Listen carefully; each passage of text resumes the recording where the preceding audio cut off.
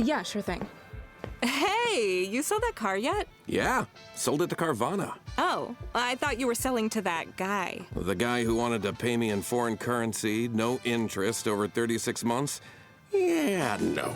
Carvana gave me an offer in minutes, picked it up, and paid me on the spot. It was so convenient. Just like that. Yeah? No hassle. None. That is super convenient. Sell your car to Carvana and swap hassle for convenience. Pickup fees may apply. This episode is brought to you by Indeed. We're driven by the search for better, but when it comes to hiring, the best way to search for a candidate isn't to search at all. Don't search, match with Indeed.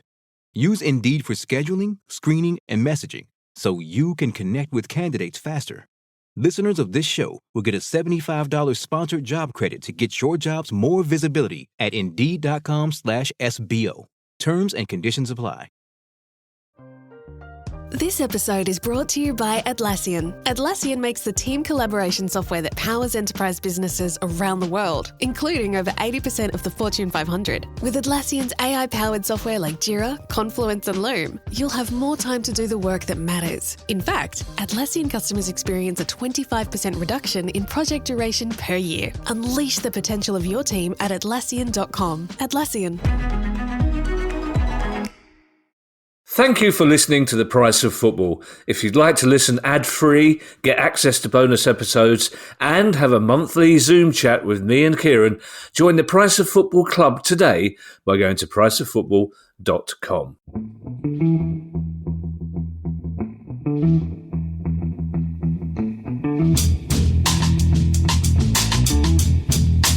Hello and welcome to The Price of Football, the show that looks at the money behind the beautiful game, with me, Kevin Day, and Liverpool University's Kieran Maguire. How are you, Kieran? I understand you're just back from a very traumatic shopping experience.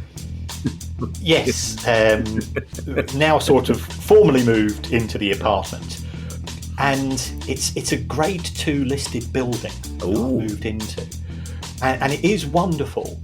But I went down the corridor the first time last night, and it is very Victorian and very sort of old stone. I felt I was in Her Majesty's Prison Slade, and I was half expecting to hear the bellowing voice of Norman Stanley Fletcher coming through, because the door. I've moved into a prison, but yeah, it was traumatic in the sense that I decided I was going to go up and bloke, sofa, bed, telly, sorted. Baroness had other ideas. I think it was the most expensive day of my life since I've got divorced. Well, I mean, Norman Stanley Fletcher, that's all he would have wanted, didn't he, in his prison cell? Exactly. Sofa, bed, telly, you'd have been perfectly happy. That'll be haunted. Sounds to me like that place will be haunted, Kieran. Don't like to scare it. I like to think of you as a Grade 2 listed accountant. You're a national treasure, Kieran. You should be protected. We are catching up, as we said on our last pod, Kieran, the first pod of the New Year questions pod. We are catching up with a lot of stories, so we may drop some as we go through, because otherwise it's going to be a 3-hour pod. But there were some big stories to catch up with. The first one involves my club, Kieran, and it looks like we're closer to finding out who's going to buy 40% of Crystal Palace. Yes, this is an intriguing one in the sense that John Textor, as you say, is the biggest owner of Crystal Palace, but not a majority owner. He has made it very clear that he wants to sell his shares. Indeed, he was claiming to be an Everton fan a few months ago, which I would imagine did not endear himself to the Crystal Palace faithful at the time.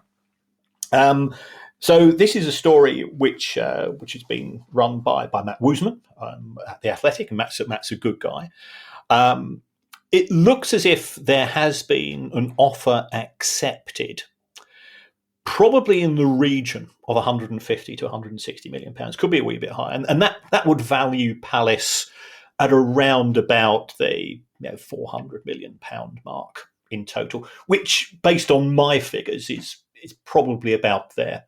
I think if somebody was getting a controlling stake, they might be willing to pay a wee bit more. Bournemouth went for 120 million a couple of years ago, but Bournemouth at the time were in the wrong part of the Premier League. And Newcastle went for 310 million pounds, and that's increasingly looking like a huge bargain. And it's unusual for Mike Ashley to sell at too low a price, or it could have been a superb piece of negotiation by Amanda Staveley. We don't know. But there is certainly, we've seen an increase in the value and the cost of football clubs in the last couple of years. In terms of the people involved, I think the two guys were born in Saudi Arabia. They've got some connections with American sport. The reason why I'm being slightly cautious is that if you look into their background, you go, I'm not quite sure they've made very much money. So where are they getting their funding from? And I think there is a danger is that you hear the word Saudi Arabia and you therefore think billionaires, PIF, everybody in Saudi Arabia is rich. Everybody in Saudi Arabia is not rich. If you've been to Riyadh, it's just like any other city. There are areas of conspicuous consumption and there are areas of relative poverty and so on. So it's not quite the case of everybody from the Middle East is rich due to the being a petrochemical or petrodollar based economy. And if I was, I appreciate these guys now live in the States, but they are of Saudi origin. I wouldn't want to upset PIF. I would not want to upset anybody in terms of the Saudi authorities, because it's a country where there is a different set of rules. So why go down that particular route? So these are my reservations, and looking at the position of John Textor, I think it's fair to say that he's got a lot on his plate. So there's a case for him trying to push the sale side of things and perhaps trying to flush out somebody else in terms of interest of the club. Now, there is supposed to be some sort of consortium connected to Keith Harris. Keith Harris, I think, was the former executive at the Football League, and he has been involved in sales. But his style is very much hustler is not the appropriate word, but he's very much he's a good salesman, trying to bring people together, using his network and so on. So John Textor has got a lot on his plate. There's a hearing in respect of his investment in Lyon. That hearing is taking place later this week. There's people to whom he owes money who potentially could end up, if he doesn't pay them on time, and he's not in default yet, but I don't think he's necessarily in their good books yet, they could end up having to take some of his assets, including Eagle Holdings, and they're not interested in Eagle Holdings. So that's a bit of a mess from their point of view. So is something happening? Yes. Are we close to a deal? I don't think we're as far along the road as John Textor would like to be. And then, of course, you've got further issues with regards to the Premier League's owners and directors test, which they are applying incredibly diligently at present, which can therefore slow down the process. It appears, according to Texas, that they've signed an exclusivity agreement, these US-based Saudi investors, which makes it sound that they're definitely going to buy. The trouble is, we know from experience that John Textor is just remarkably indiscreet. John Textor's a bit like me. When people say to me, "Will you keep this to yourself?" What I hear is, "Will you tweet the world that this is happening?" and John Textor's pretty much the same. He can't. I don't know how he's managed in business before, but it does seem to a lot of people. This is starting to get a real. It's just irritating now. Everybody wants it resolved, and what Palace fans can't understand is how a man who is, it seems, to the outside world, pretty desperate for money, can't sell 40% of a going concern Premier League club. So either he's asking too much money, or people just don't want to buy 40%, because, as we've said before, he said the worst thing you can do is buy 40% of a football club. I think you raised some valid points there. We have seen exclusivity arise before. 777 had an exclusivity deal with Farhad Mashiri. Didn't mean that the deal was going to go through. You look at Chris Kirchner and Derby County. Again, that deal collapsed. So what you get is that for a relatively small sum of money, yes, you get to see the data room. Yes, you get to see the back of the accounts, the detail, which can be intriguing and interesting. But you've still got to A, find your own money, and B, prove to the Premier League that the sources of that money are of an appropriate standard. So it's concerning, I think, from a buy and a sale point of view. John Textor has a lot on his plate at present. And therefore, given some of his public pronouncements have been slightly bizarre, and he has had success, let's be honest, but I think, owners' contribution to success sometimes is overplayed and sometimes is underplayed. He seems to be taking a lot of credit for what's happened in Brazil. And look, if you want to win a trophy and run around with it, absolutely, yeah, it's part of the deal. That's part of the joy of owning a football club. But yeah, I don't think we're as far along with this as John Textor would like to promote. Yeah, well, he's doing that classic thing, isn't it? He won the Copa Libertadores for Botafogo, right. But Leon's problems are nothing to do with him. Absolutely.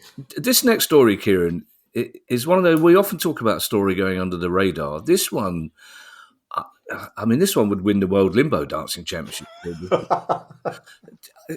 To me, this seems like quite an important story, and I've not seen it reported at all. Basically, it's Premier League clubs who are on the naughty step financially are being, well, you tell us, Kieran, but this seems like a story that could have potential ramifications for quite a few clubs. Well, there have been issues, as we know, in the last 2 or 3 seasons when football clubs have been charged for a breach of PSR rules. And one of the observations has been, under legal rules, you've got 9 months from the end of your financial year to submit a set of accounts to Companies House. So therefore, if your year end is the 30th of June, you've got until the 31st of March. And if your financial year end is the 31st of July, you don't have to submit your accounts to the 30th of April. Football season ends middle of May. So does that give the Premier League sufficient time to A, receive a set of the accounts, B, review the accounts, C, instigate charges, and D, have a commission, A, form, and B, conclude as to an appropriate sanction, if any? It doesn't. So what the Premier League did on the basis of criticism that clubs were making mistakes in 2022 and they weren't being charged until another 18 months later, and you weren't being, punishment, I think, if it is going to take place, has to take place speedily. So what the Premier League new rules are, and these have been agreed by club owners, to be fair, is that if you have lost money in the last 2 seasons overall, so if you made a profit of 10 million in season number 1, a loss of 15 million in season number 2, so overall you've made a loss of £5 million, under those circumstances, then your accounts for 23-24 have to be submitted to the Premier League by the 31st of December 2024. The Premier League then, in theory, has, I think it's got a period of 2 weeks in which you can go through all of those accounts. And on my reckoning, that could probably involve 16, 17 clubs. There's relatively few that have made profits, pre-tax profits. But Brighton are okay because of all their sales of players. There's been, Brentford have done okay, I think. But there's not many that have made profits overall over the course of the last 2 seasons. So the Premier League has got 2 weeks to review the accounts, and if some are deemed to be more at risk than others, then it gets involved in communication with those clubs with a view to, if we don't get satisfactory answers, we then feel that we've got evidence that you've been in breach, and we can have a charge, and therefore you can have that commission result in that season. So during the season 24-25, which is where we're at present. We don't know what those accounts results are. Our very good friend, the Swiss Ramble, has put out 2 brilliant assessments, and I've done my own sums as well. And certainly, I mean, this is really tragic. There's a couple of WhatsApp groups of people involved in football finance who go, and this is the party you never want an invitation to, I can assure you. Where we go, what do you think of, have you done, we all got our own spreadsheets, okay, what do you think about this? There were a couple of clubs who were standing out as being at high risk. And I went on the overlap, which is with Jamie Carragher and Paul Scholes before Christmas, and I said, there's one club in particular that we felt was at risk, and Jamie was going, you've got to go and tell us what it is. I'd rather not, but I think now we've seen that it's sort of kind of Leicester City. I think it's fair to say are the club whereby if you do the sums, they were relegated with a huge wage bill. We don't know the extent of their relegation contracts. They were then promoted back to the Premier League, so therefore players and executives and so on would have got big bonuses. I think Leicester City is the one club which is deemed to be most at risk. But all I can say is senior sources in the Midlands say, well, we're Leicester City, we're feeling relatively relaxed on that. And I'm looking at go, you perhaps have either one or two things. Either A, you have managed to convince somebody somehow that although you're in the Championship, and then in the Championship you're allowed to lose £13 million in a season for Premier League, for PSR purposes, you're going to be treated as if you were a Premier League club and therefore can lose 35 million. And you might say, well, surely that's not the case. But remember, Leicester City successfully charged the Premier League in effect. And again, another good friend of the show, Nick DeMarco, was able to prove that Leicester shouldn't have had any form of sanction during the time they're in the EFL. So we don't know whether they're allowed to lose £13 million or £35 million for 23-24. Or they may have done, for want of a better phrase, they may have done a Chelsea. And they may have sold something to themselves at a big profit, and under Premier League rules, you're allowed to do that, in which case it's rabbit out of hat time, and they go on. So there has been, and I think you've got to applaud the Premier League for doing this and for changing the rules. Certainly Leicester was deemed to be the one most at risk. Chelsea, if the Premier League are going to allow the sale of the women's team, which, based on the submissions of Companies House, took place purely coincidence on the 28th of June 2024, and we presume that was a sizable profit, then Chelsea will be okay. If not, I think they've got a problem. I still think they've got a problem with UEFA, because UEFA don't tend to allow these type of transactions. I've been contacted by quite a few Everton fans. Everton, certainly squeaky bum time, but getting probably just on the right side.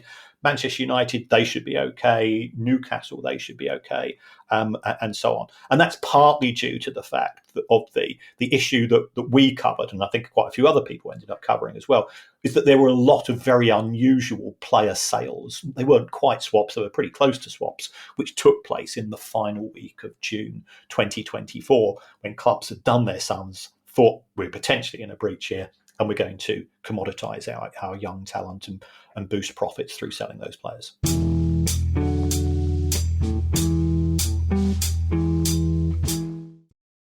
When you need mealtime inspiration, it's worth shopping Kroger for thousands of appetizing ingredients that inspire countless mouth-watering meals. And no matter what tasty choice you make, you'll enjoy our everyday low prices. Plus, extra ways to save, like digital coupons worth over $600 each week and up to $1 off per gallon at the pump with points. So you can get big flavors and big savings. Kroger, fresh for everyone. Fuel restrictions apply. Burlington's Oh Wow Winter Clearance event is on right now. Throughout your store, you'll find tons of new markdowns just taken. Look for red clearance tags throughout the entire store for her, him, the kids, and your home. Score some serious savings at Burlington, up to 70% off other retailers' prices on clearance items. These deals on top of deals won't last long, so stop in today. Burlington. Deals, brands, wow. Prices and selections vary by location.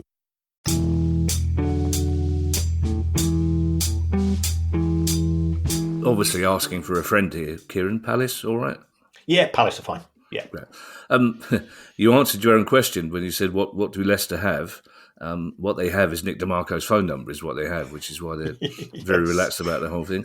And also, Kieran, I have to say here, hang on, technically I'm involved with football finance. So why am I not in this WhatsApp group that I wouldn't understand and would get really impatient with very, very quickly? I'll have a chat with the other dweebs. Yeah, please. You're too cool for it, Kevin. Yeah, that's my response, to be honest. Finally, I'm delighted to hear I'm too cool for something, Kieran. I'll tell my son; he'll be amazed. I'm really interested in that. This seems to be a rule change, Kieran. And I've spoken to a couple of mates to ask if they'd heard. No one seems to have knew about this. I mean, obviously the clubs knew, but I'm intrigued as to why this was such a low profile, rather rule change. I think there's been so much focus on actual charges which have been made, but this rule change came in. I think it was 18 months ago, because it was 31st of December 2023 that it first applied. In my opinion, it is an appropriate way to deal with things. It does encourage clubs to get the data to the Premier League. Notice that these clubs are not necessarily publishing their accounts on Companies House, because that would be treating us as stakeholders in individual clubs with a bit more respect. But they have been submitted.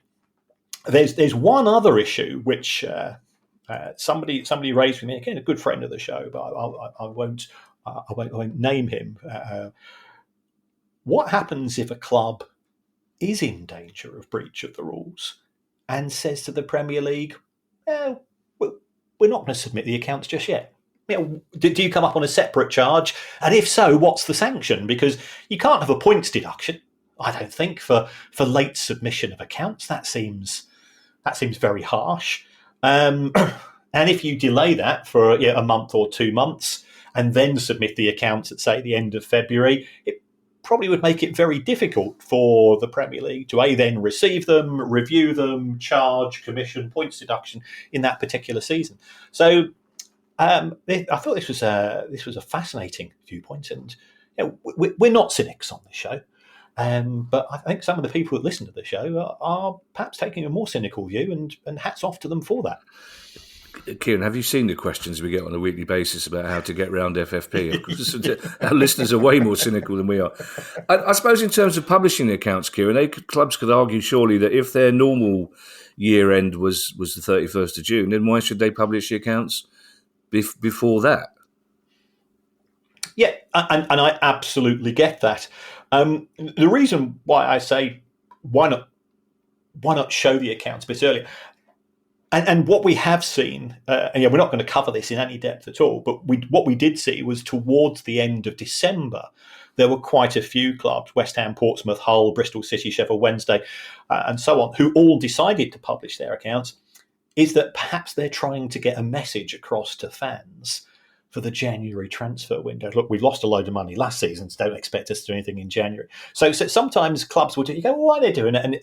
And again, I think we have become very jaundiced with our view of the ethos of football clubs. And partly this is brought upon by the owners themselves. But yes, they don't have to. I run my own little company. I submitted my accounts on the 30th of December because I've got a 31st of March year end. So, why don't do it any earlier? Well, to be honest, I'm actually working as we both know, I am working 24/7 most days, but I'd sort of set aside that time. So it could be that it takes time for them to get produced.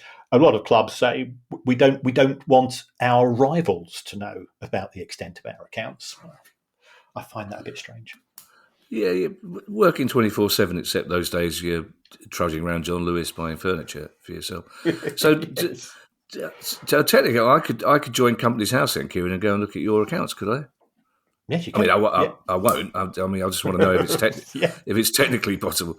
We're already nearly 25 minutes in, Kieran, so we will be dropping some stories on the hoof because otherwise we will definitely be here all day. But let's go to our favourite Spanish club, Kieran, Barcelona, who seem to have been foiled, Dick Dastardly style, in another cunning plan. Seems to have been foiled by Spain's football authorities.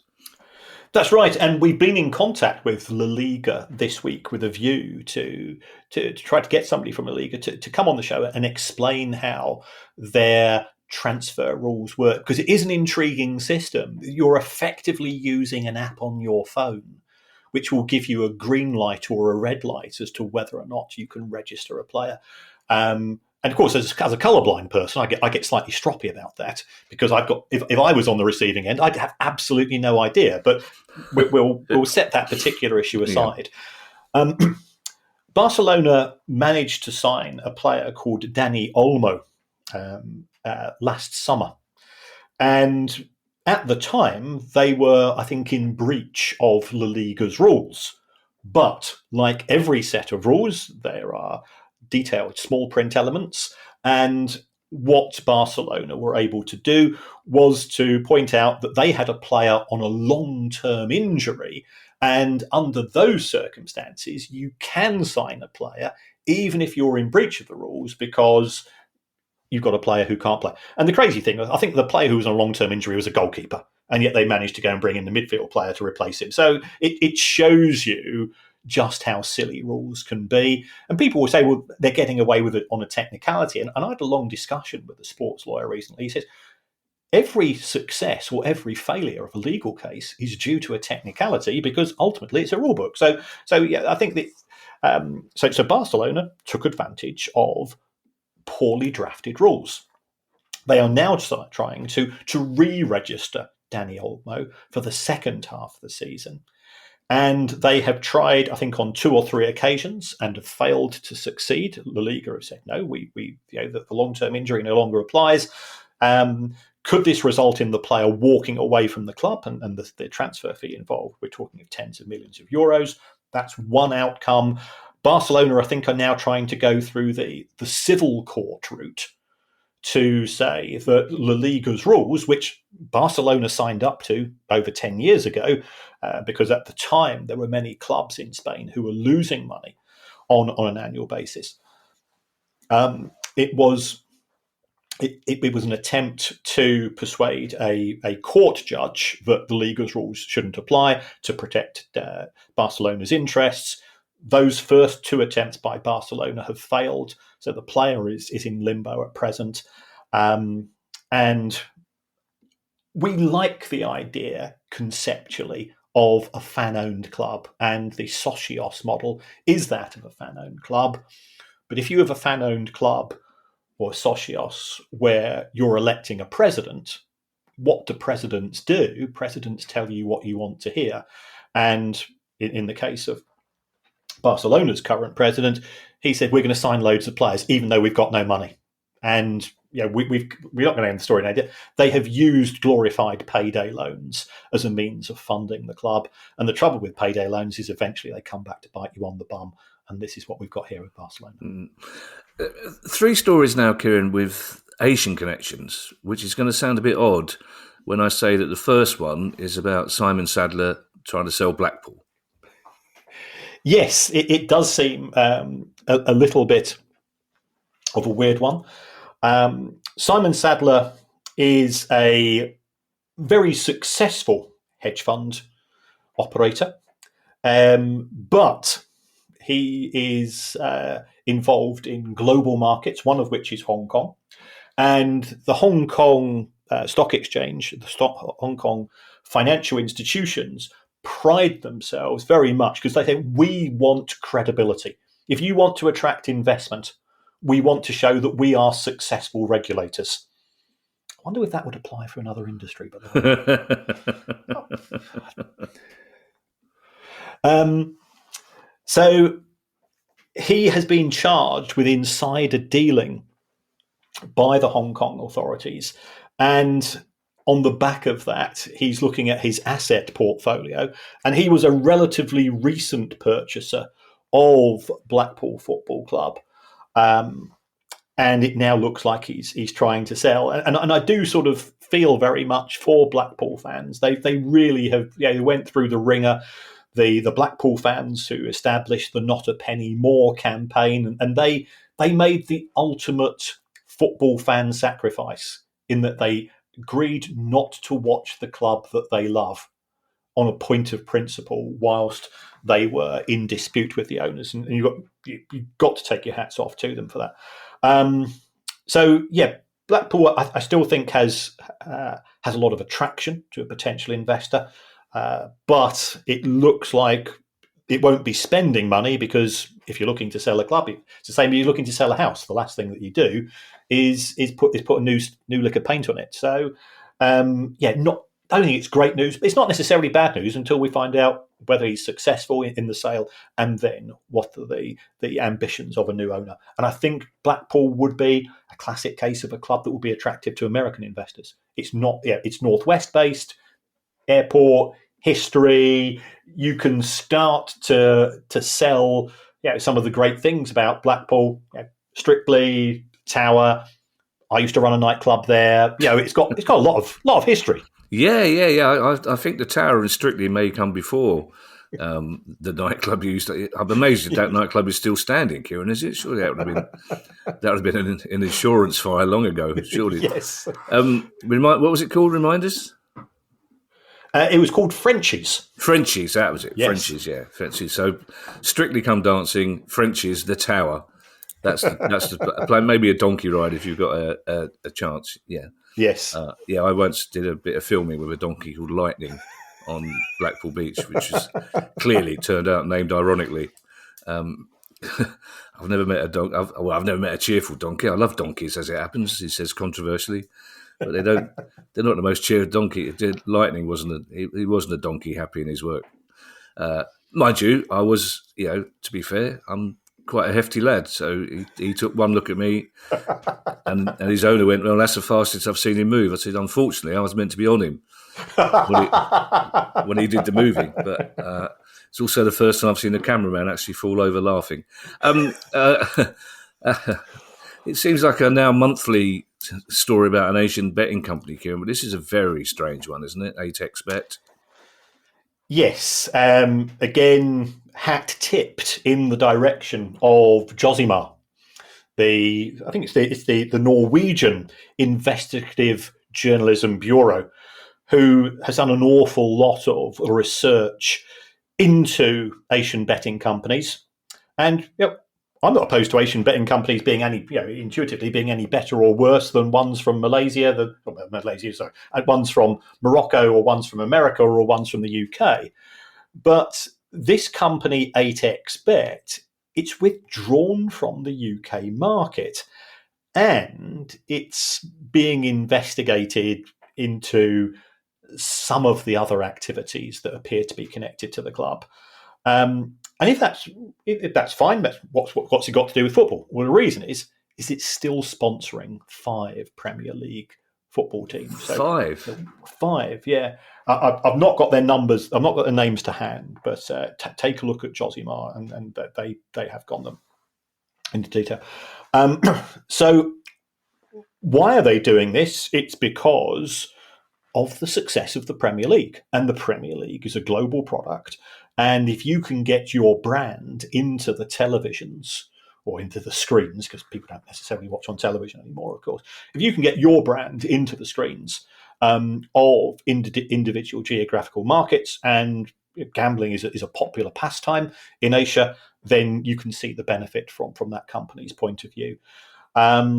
So it is messy. I think it's awkward. I think it's embarrassing for the clubs concerned, but they'll bank the check and pretend as if nothing's happened. I do think this is an area where a lack of due diligence by individual clubs, and also potentially by the Premier League itself. I think it will be good if the Premier League did have some power of effectively their own naughty step and be able to say to football clubs, look, we've done the investigation into these particular organisations and we feel it will be inappropriate for you to have commercial relationships with them. But that doesn't appear to be the case here. And finally, Kieran, on our whistle-stop tour of Asia, we've spoken quite a lot recently about the decline of football in China, especially with so many questions from listeners asking whether we think football in Saudi Arabia will go the same way. But there's a story this week which indicates graphically that Chinese football decline. Yes, their biggest club, or certainly was the biggest club, Evergrande Guangzhou, or Guangzhou Evergrande, who was spectacularly successful. They had people such as Marcello Lippi, they had Felipe Scolari, global managers and coaches who have managed that particular club. It's been kicked out of the league. It is no more. It's ceased to be, whatever you want to say. And the reason why was that it was bought by an industrial conglomerate. That's why it had the name Evergrande attached to it. The Chinese government and the Chinese football authorities decided that they didn't want companies to be owning football clubs. So therefore, the relationship between Evergrande and Guangzhou had to cease. And now the club's gone out of business because it signed a load of players, got into financial difficulties, couldn't pay the wages. The expectation, I think, of the Chinese Super League in terms of its popularity, mainly domestically, but also potentially internationally, that never materialized in terms of interest from fans. So therefore, crowds were relatively modest, and it's paid the ultimate price, and it has now ceased to be.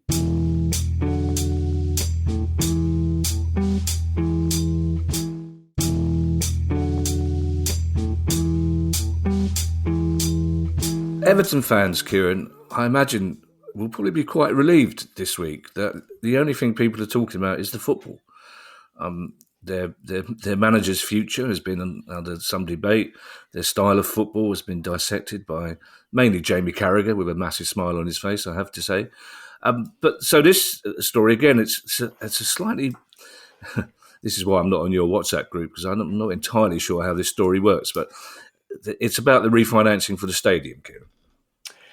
Yes. Everton have borrowed, or Everton did borrow money under Farhad Moshiri from a series of lenders who I think it's fair to say not necessarily conventional in terms of being household names, rights and media funding and MSD Capital, MSP Capital, whatever it's called, and so on. And when the Friedkin Group acquired, what they did was they're trying to conglomerate. They're trying to put all of their loans into one basket. Now, Friedkin have got a very good credit rating, so therefore there's a clear business case for taking advantage of that and effectively using the Friedkin Group as a guarantor of these loans. And it's involved JP Morgan, which is a global investment bank, as we know, to put together a consortium of lenders to raise. I mean, the figure that's been quoted in the press, and I think this was in Bloomberg, was £300 million worth of borrowing. My understanding from sources on Merseyside is that it could be a wee bit more than that. But I think this is good news. People often get very, very worried about debt, but debt is not an issue in itself.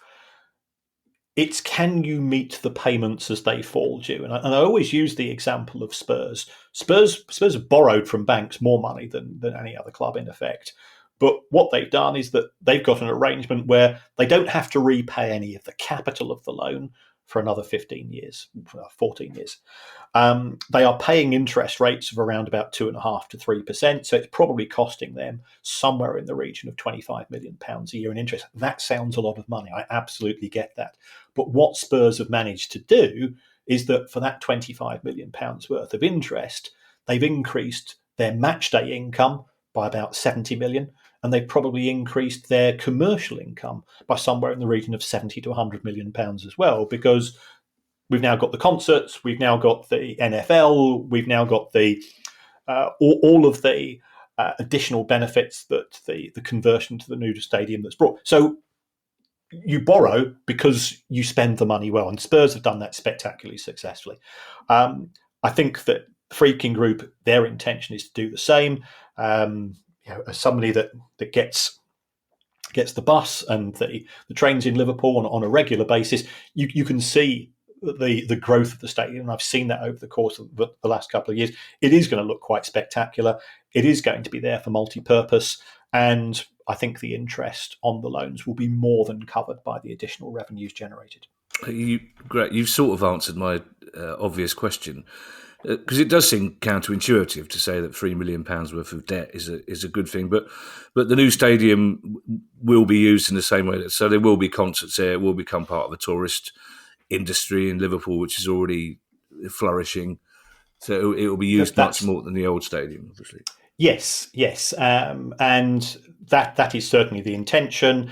I think the council, it's at Bramley Moor Dock. I think the council want the stadium to be a showcase as well, so, effectively to be sort of the jewel in the crown of the development within that area. So that can all work as a positive. And we've said from day one of the show, football's a dumb industry if you're only open 20, 25 days of the year for bringing in business. So multifunction stadiums, if done right, and I think Spurs is done right, certainly work on that basis.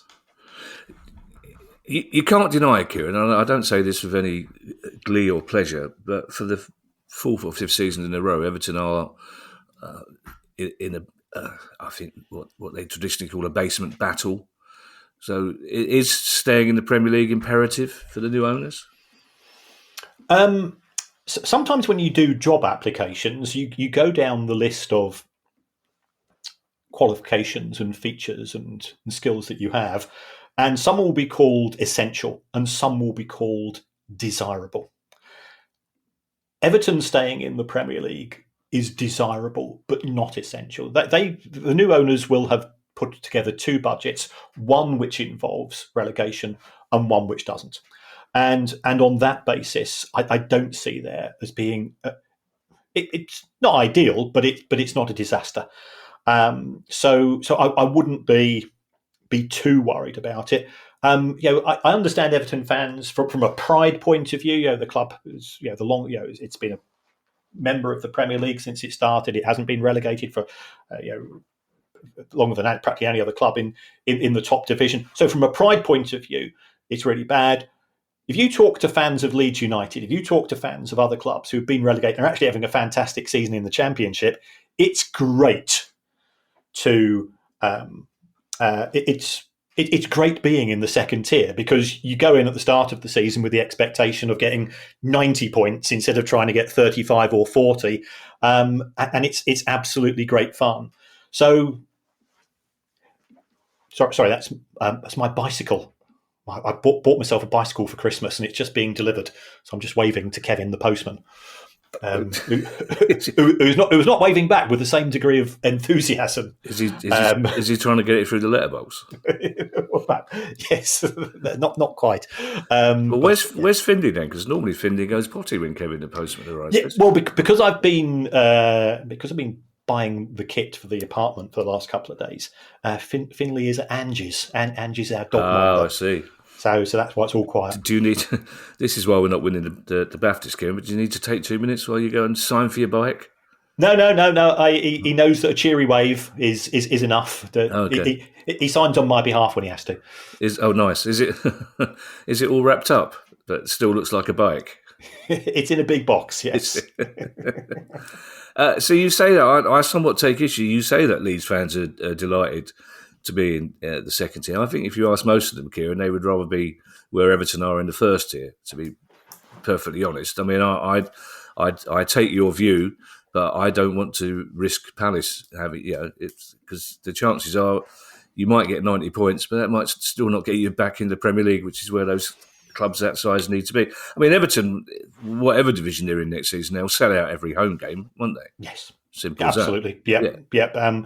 I think it'll be intriguing to see the pricing of tickets in the new stadium. Certainly talking to some Everton fans, they're a little bit concerned that they've not had any details from the club as yet. Having said that, it is January. Having said that, we don't know in which division Everton are going to be in, so I can understand it. And also, the new owners have just walked through the front door, and I suspect that Friedkin's in-tray is looking fairly big, of which this is one issue of many. Now, this next story, Kieran, Manchester United, Ineos. I mean, to an outsider, it seemed like they couldn't do any more to alienate fans. But with this story, it's almost like they're trying to annoy Man United fans, Kieran, to be perfectly honest. I think they're trying to annoy anybody who has a view that a football club is greater than the sum of its parts, in the sense that it's more than a stadium, it's more than 11 players on a pitch at any one point in time, it's more than the colour of a shirt. The MU Foundation has done brilliant work, and it looks as if Ineos, they are going through every single expense item in the accounts and they're querying it. Now, if I was running a chemical company, and Ineos have done that historically, which is selling a product, then there is a huge case for saying we're in a competitive industry, we need to be more efficient. You look at any product. So let's take my bicycle that's just arrived. My bicycle actually consists of 3 elements: materials, labour, and overheads. And can I make that bicycle more efficient? Well, yes, we could change the materials, but does that affect the performance of the product? We can look at the overheads. Could we produce it in a different market? I absolutely understand why, if you are producing a generic product such as chemical X, then you go through that process and you're trying to cut costs. And there's a human cost to that. If you look up Ineos and Grangemouth, by the way, you'll see that is very much the Ineos approach. They are not a people company. A football club is different. A football club's part of the service industry. Now, I work in the service sector as an educator. You work in the service sector as an entertainer. And one of the most important things in the service sector is the morale of staff. If I'm working in a chemical plant and I'm pretty hacked off with my boss, the chances are I'm still doing that same process on, broadly as efficiently as I was before, and it's not going to have a huge impact upon the quality of the chemicals being produced. In the service sector, I firmly take the view that if you've got good morale amongst staff, both frontline staff, i.e. the players in effect, and your back office staff in terms of everybody else that contributes towards the football club, smiles on faces and the small things. Ineos always talk about marginal gains. Well, happy people equals happy environment equals better results, and so on. And there's a lot of unnecessary criticism of football players. Manchester United football players are proud to be at Manchester United. It's one of the greatest clubs in the history of world football. And it's embarrassing when the owners are now considering cutting the funding that they give to the MU Foundation, which does brilliant work. So why are Ineos doing this? Because they just see it as just another cost.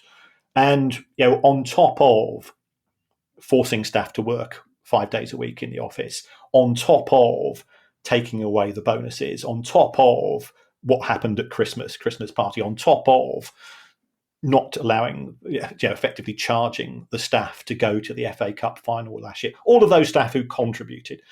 This is just another step. And it's indicative of a business or a culture which exists in EOS, which has no interest in people and has no understanding of people, treating people in exactly the way that they would treat a set of materials.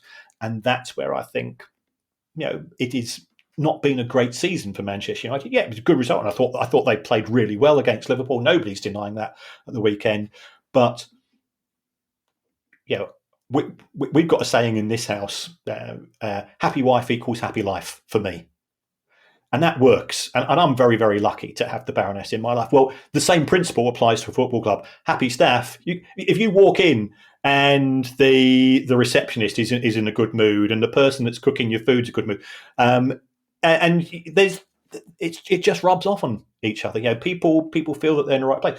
If everybody's fearing for their jobs, and we can't go into the details, but when we did one of the recent live shows, we had people who were formerly employed by Manchester United come up and have a long chat with us at the end of the gig, and the stories that they were telling us were absolutely appalling in terms of people management and treating people with respect. And Manchester United under Ineos don't treat the people that really matter with respect. To balance the karma, Kieran, we always like to praise clubs where they deserve praise. And I'm pleased to say that this week my club, Crystal Palace, do that, Kieran, because they announced after some investment and some trial, they have a new scheme for visually impaired fans who still have some sight but aren't completely blind. They've developed a new headset for these fans to wear, which is basically a giant magnifying glass, but it's also linked into the in-house commentary. So it gives visually impaired fans a much better experience of match day. And several fans who were giving up are now keeping their season ticket because they can join in the fun as much as anybody else. So I think it's worth pointing out that most football clubs are on the plus side rather than the negative side. And yeah. I mean, it's interesting, Kieran. I'm trying not to laugh at this because you get very angry emails from Man United, but there's a club in Scotland that have been sending you angry messages as well, Kieran. Yes. As you know, I spend a disproportionate amount of my time going through the flora and fauna of Companies House, and I have an alert system which Companies House offers, which is absolutely fantastic, and that alert system applies to every single club in the country above a certain level in both England and Scotland and Wales. If footballers own companies, I know what's happening in those companies as well. I know who's getting large payments and not large payments, and I know who's late with this, that, and the other. And look, as a nerd, this is the type of stuff which gets discussed on that particular WhatsApp group, and we get excited about it, and the rest of the world, rightly, doesn't give a damn. Montrose, which I think has never been mentioned on the Price of Football before, just between Christmas and New Year, they had something called a striking off order from Companies House. And the way this operates is that we were talking about clubs having to send in accounts and bits and pieces of paper on the right dates, and they failed to do it. And Companies House therefore said, "You're late with the paperwork. We're going to give you a striking off order." So I would do this whether it was Manchester United or Montrose or Montpellier, well, not that way, but for any other club in the country, Mansfield, wherever it's going to be, I just automatically stick that out on Twitter. What I didn't expect was the club seeing its arse. And first of all, they did what, and yeah, they admitted that they hadn't submitted the documentation in time, sent it in, striking off order has been discontinued. So that's the good thing. Then they put this sort of rather pompous following reports on social media. And I said, I think it's just a paperwork issue and it will be resolved. We have now resolved this and we've done this. And it just seemed to be a bit unnecessarily. Just submit the paperwork on time and you'll be fine. It's my solution to this. I'm quite pleased that we've got beef with Montrose, Kieran. And also, well done for finding another club that began with the word Mont. You tried to find the third one there, didn't you? Yeah, I could see your thought process going. Montrose, Montpellier, Mont Blanc, has they got a football team? Unfortunately, Kieran, there's been resolution to an ongoing issue with a Welsh team, but it's not a good resolution. Yes, this is Bangor City FC, and ironically, this is something which came through via Company's House. The club has been dormant for a couple of years. It did have unpaid debts. It withdrew from the Welsh League a couple of years ago. But as football fans, hope springs eternal. You always think that, we've seen with the likes of Macclesfield and Bury that clubs can come back, and potentially it can. The owner had put the club up for sale for £1.25 million. The owner had said, the owner was very bullish, but nothing happened, and now it's sadly been dissolved. Could a new company be set up to play at the ground? We'll have to wait and see. If it goes, by the sounds of it, it's have to go into liquidation.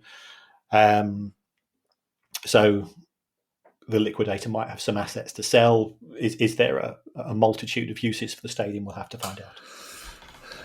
A club goes out of business somewhere in the world, Kieran, and a club pops up somewhere else in the world. And this final story will be good news for my sister-in-law, who's a massive fan of football and lives just outside Denver in Colorado. Yes, the Women's Soccer League in the US has just admitted a 16th franchise, and I think this is testament to the strength of interest in women's football in the US. Certainly, the national team has been very successful. So Denver have joined the NWSL. I think they had to go and pay quite a sizable franchise fee for this, and why? Because there is a lot of positivity in that particular market. They're still sort of struggling for airspace in terms of what we are seeing in terms of the WSL itself. It's got this big deal with it's got this big deal with Apple. Apple have paid a lot of money. I don't think Apple feeling they're getting a great return on that investment, but I think it's much broader. There's a lot of women and girls playing football in the United States, and that has created a market, A, for talent itself, and B, for an audience. Thank you to everyone who's donated to the pod via our Patreon page and everyone who's now joined the brand new Price of Football Club. I got confused there, Kieran, because the word club was in massive letters. If you'd like to join the club too, go to our website, priceoffootball.com. If you have a question you'd like answered on the show, email us at questions@priceoffootball.com. Don't forget, you can follow us on X, Twitter, and you can find us on our YouTube channel. And if you'd like to buy one of our books or a Price of Football t-shirt, you can find all the details on our website, priceoffootball.com. We'll be back on Tuesday with a questions episode. In the meantime, I shall hand you over to Mr. Kieran Maguire for his customary farewell. Well, thanks as ever to all of you. And yes, Price of Football Club, we're in discussions with producer Guy. We'll be putting out our first additional show very, very shortly, along with the access to all of the old shows and everything else which goes along with being a club member.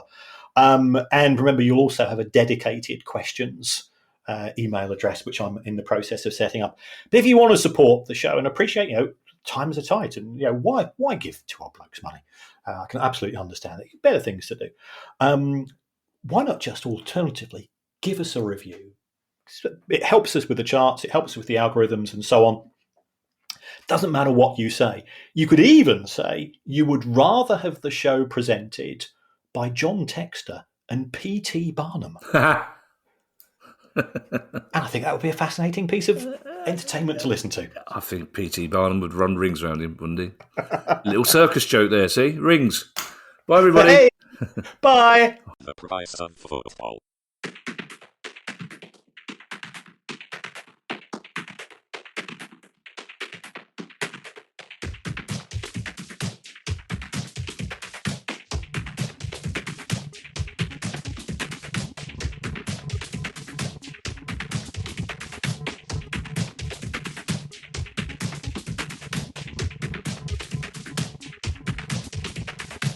Bryson Football.